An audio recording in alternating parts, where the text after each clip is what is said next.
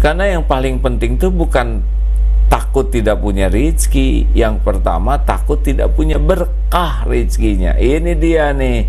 Tidak ada yang lebih pahit dari berharapnya hati kepada Allahumma aftah lana hikmataka ya Allah.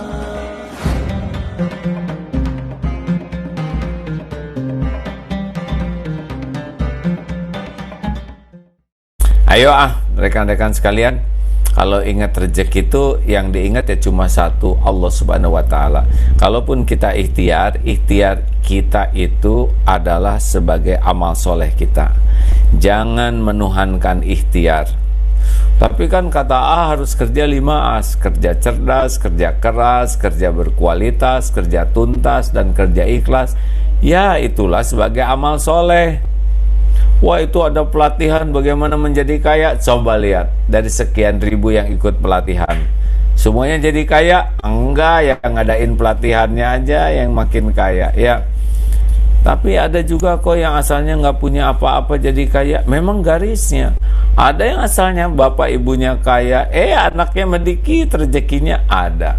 Jadi tidak usah ada keterpesonaan, tidak usah ada kekaguman. Ini aja ngejalanin hidup mau 59 tahun, nggak pernah ngerti gimana rezeki ini bisa ada kayak gini ya. Di perut dulu dijanin, sebelum bisa doa, sebelum bisa kerja, rezeki udah cukup, beres.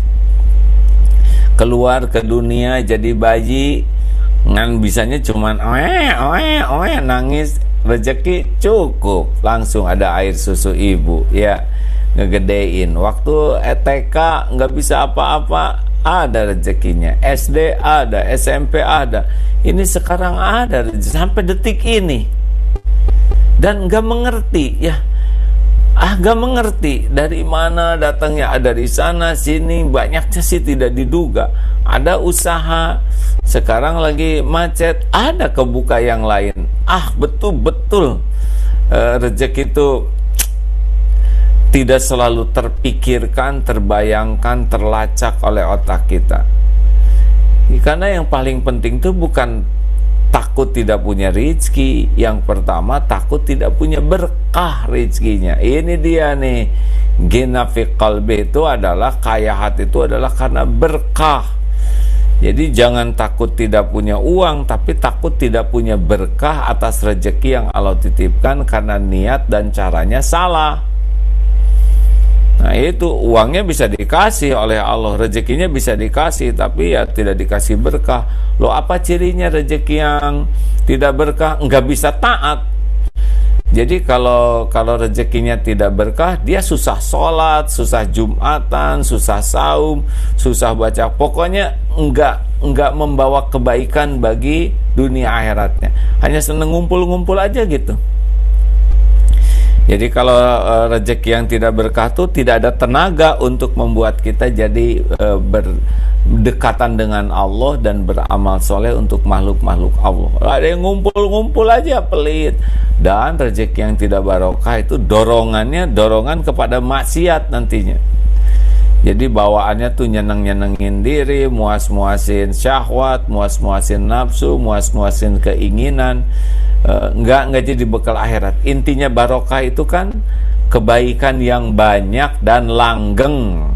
Jadi kalau rezeki berkah tuh kepada lahir manfaat, kepada akal manfaat, kepada hati keimanan manfaat, kepada orang lain manfaat, kepada urusan kubur manfaat, yaumal hisab manfaat, akhirat manfaat. Ini rezeki berkah nih. Kalau tidak berkah sebaliknya.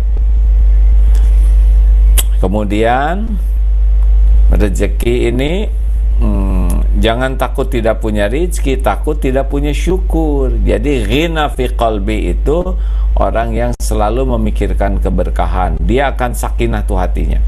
Yang kedua, dia syukur. Jadi yang membuat nikmat itu terasa bukan pada nikmatnya, tapi pada syukurnya. Jadi jangan lupa ya hadirin sekalian, bahwa kalau Allah memberikan sesuatu itu belum jadi kebaikan. Kayak ngasih makan, ngasih minum, ngasih gelar, ngasih uang, ngasih mobil, ngasih harta, itu belum jadi kebaikan. Jadinya kebaikan ketika dia sudah bisa syukur. Fakana khairullah. Jadi jangan dulu bangga, waduh saya dapat jabatan. Lah, belum tentu karunia Allah. Itu bisa dipenjara oleh jabatan itu ya. Jadi dengar ya kawan-kawanku, jadi kalau nanti kita dapat sesuatu, yang membuat kita bahagia itu bukan sesuatunya, tapi syukur atas sesuatu itu. Jadi kalau kita kurang syukur, mau punya apapun juga kita enggak dapat kebaikan. Mau makanan seenak apapun juga, kalau enggak tahu syukur enggak akan enak. Mau punya rumah sebagus apapun juga, kalau enggak tahu syukur enggak akan nyaman. Karena Allah membagikan dunia ini sesuka Allah, tetapi membagikan karunia bahagianya itu kalau syukur. Jadi ada yang rumahnya sederhana, syukur bisa lebih bahagia daripada yang rumahnya megah, mewah, tidak punya syukur. Ada yang rezeki uangnya dikasih sedikit oleh Allah, tapi dia bersyukur, bisa lebih nikmat hidupnya daripada yang diberikan uang banyak, tidak tahu syukur. Jadi yang harus kita cari itu, kita miliki itu adalah syukurnya ya.